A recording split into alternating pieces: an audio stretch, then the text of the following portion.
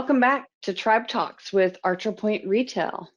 Today we are talking about the top KPIs retailers should be measuring. Listen in as our retail experts, Kayla Magnan and Thomas Nielsen, discuss the top KPIs retailers should be measuring to increase customer loyalty and drive growth. Let's begin. Kayla, over to you. Thank you, Suzanne. I'm so glad to be back hosting another Tribe Talk alongside my co-host Thomas. After an extended summer break, this topic is a great way to kick back into business and help us finish the year strong. Being over halfway through the year, this is a perfect time to dive into our measurables, those key performance indicators that make sure your business is still on the path to your goals for this year, but also preparing you for the months beyond that. And while I think it's obvious, let's state it right at the start, there's no magic set. There's no magic number, 5, 9, 15. These KPIs are all that you need. There's not one set of KPIs for retail because each retailer should be measuring different metrics, regardless if they're in the same industry. Will you find similar KPIs? I'm sure, but I'd be real surprised to find identical. And over the next 30 minutes, we'll talk about the use of KPIs, highlighting some common retail ones, and discuss how these analysis may be of benefit or could be even more benefit to your business. Thomas, why don't you kick us off with some feedback and experiences you've had with our retailers helping them with their KPIs? Sure. Hi, Kayla. Hi, Suzanne. Hi, everyone who's participating in this Tribe Talk. Like you, Kayla, I'm also excited to be back hosting this Tribe Talk series. I hope everyone had a relaxing summer and getting back to their favorite activities that we had to put on hold last year. But Kayla, with the KPIs, I think we'll cover it all nicely in this presentation. Though I cannot stress enough how important it is for our retailers to review multiple metrics and question those metrics. There are reporting options out there, and Kayla, some of them we will cover today, that have tremendously advanced how we analyze data, not only helping us to review and react, but also in some instances, predict patterns. And remember, your business data is the most powerful tool to success of your business. Exactly, Thomas. And before we dive into some of those KPIs and tools, I think we should first start by taking a step back and review some of the factors which impact KPIs to analyze. We can start as simple as first reviewing where the business is at now. This is absolutely going to impact which KPIs your team should be currently focusing on. Maybe you're a startup and you believe you should be focusing on sales, profit margin, and returns. Then as you become a growing business, you may want to analyze sell-through rate, average spend, product returns, and so on. Thomas, would you add anything here? Kayla, I think that leads us right into the next point. We start by thinking of where your business is, but now consider the goals that your business has, the ones for the quarter, this year, next year, the next 3 years, and so on. Align your KPIs that help really focus your attention to the current direction. So ask yourself, are you a startup looking to make your first 6-figure revenue? Or are you looking to reduce overhead, decrease the cost of the customer acquisition, and so on? I think we should even think of KPIs for retailers as steps to helping achieve their business goals. And we mentioned it already, but there's not a standard set. In startup phase, use these. In the later phases, use those. Each business needs to understand what data they need to analyze. They should create their own metric groups and change their metrics based on their business progression. Thomas, I think I can speak for both of us here when I say the only real standard or best practice with KPIs is just what you said, to use multiple metrics to analyze your data.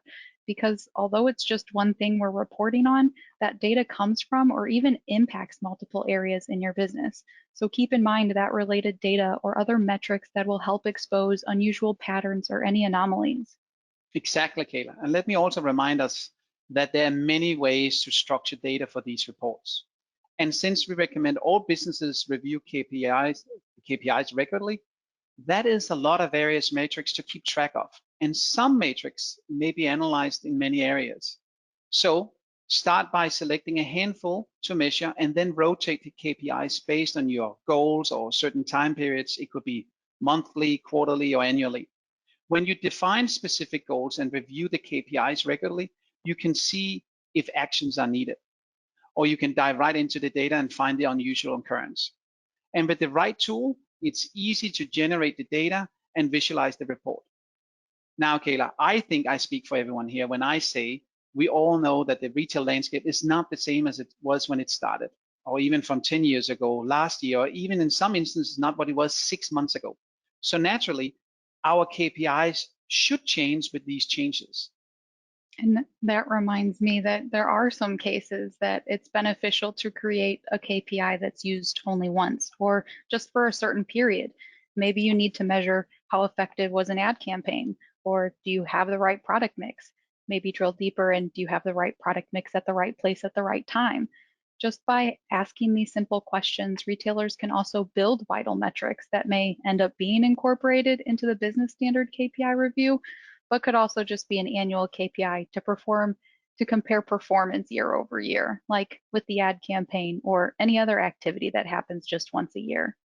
Yeah, I think it's fair to say that questions will be a great way to start building the KPIs, but also a great way to measure if you're on track. Right. And Thomas, I think everyone understands why KPIs are important and now understands how they can start formulating them. I think we should start talking about some tools and resources that help retailers manage these seemingly infinite reports.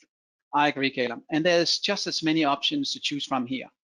And first, we should start again by some simple questions to help identify the proper tool. Consider asking yourself or asking things like, what channels do we sell on? How do you display real-time inventory from each channel? Do you know if you are over or understaffing? Questions like these will help determine which tool to use where. Great point, Thomas. There would definitely be things different per channel. For example, profit margin could be much different per channel, but retailers could then compare these channels and other metrics like basket performance versus average sale and see which channel is outperforming the others, or find areas to measure within each channel, like shopping cart abandonment, which wouldn't be something you'd exactly measure in a physical store. These metrics can help show different products selling where and which clientele is purchasing from where. Now, it's safe to say that of course it depends on the metric, but would also considering which channel help determine what tools we use? Kayla, I would say yes, and only because of a typical standard. Most platforms will come with out-of-the-box services to use. But in almost all cases, we find our retailers need revisions or some adjustments to those standards to get the report or the matrix they want. But let's take, for example, Amazon or even Google. They provide services free of charge to help you measure your online performances, as well as you can find these features within your current ERP and POS software. In our space, Business Central has standard financial reports. On the point of sale with LS Central, again, common matrix, but again, revisions and adjustment per retailer. And the easiest way I found our retailers can centralize all this data and use it to visualize the powerful report is with Power BI. And I'm sure most of the listeners are in the Microsoft space, so that's a no-brainer for their key business solutions of Business Central, LS Central, and other ISVs. But what about the tools that we use in our business to gather and analyze performance, like competitive analysis, data that's not integrated with the core business systems? Yeah, and that is what's so great about Power BI, Kayla. It can measure data from your in-store inventory to social media sources, as well as other third-party systems that are critical to your business today. And I know you're getting ready to tell me, Thomas, I don't have the IT bandwidth or the skills to develop these sophisticated reports. And here again, Kayla, Power BI wins. Almost everyone can prepare data to find insights from structured data to unstructured data. Then the Power BI report can easily work with Excel to quickly gather, analyze, and publish and share data in the easiest way for the end user. Okay, great. Now, I'm sure we can turn this into a long Power BI session, but let's just be excited. We have a platform to be able to gather data basically from any source that will help analyze our business activity and continue focusing on which KPIs and why, where I think it's a good time to start highlighting some of those common KPIs we find among our retailers. Yeah, and Kayla, before we start sharing some of the specific, I quickly just want to interject with a quick comment here. Many of the KPIs we find in use are focusing on the retailer's assets or are just those standard store sales, sales per square foot, and so on, matrix, and they are not accurately reflecting the intent of the retailer. So while these metrics are always great and important to understand and review, the focus and attention should be on the customer. Think of things like, where are their preferences with buying, picking up, receiving, marketing, and so on. If our retailers understand their customers, they can better analyze the metrics that will make them purchase more, shop more, advocate more, and promote their business. Thomas, you must have read my mind as we were going through these common KPIs. I wanted to remind everyone that while there are probably 30 typical KPI metrics that we use or have found within our retailers, we go through these to pick out ones that we need to better understand or ones that we think retailers may not even think to use. For example, dwell time. How long are your customers wandering the store or your website? Could you reassign staff or even reduce your staff? Is the curbside pickup busy when dwell time is high or low? Try to recognize patterns that may be otherwise unnoticed when reviewing just one single data point. And that's again why it's so important to analyze not just one metric, but others, as you'll notice patterns like low dwell time, high curbside as an example. And Kayla, as we always say, think creatively. In your example, dwell time is low and services are high, like curbside pickup. Is there a way to entice the customer to come in and shop? Do you offer shopping appointments or content related to the wish list and purchase history? Maybe think of campaigns like when a customer comes in and checks in for their pickup, send a reminder on their wish list items, or a coupon for 5% of their next purchase, or a free VIP experience to showcase your shopping appointment services. But keeping in mind your important tip from before, Kayla, analyze other metrics to expose patterns. And that is especially important here. Since I mentioned earlier, keeping the matrix focused on the customer intention, you might not think that includes your staff matrix. But if your staff is not happy, how will they be servicing the customer satisfactorily? Make sure when you add any new services or offering, your staff must provide that they remain happy and satisfied too.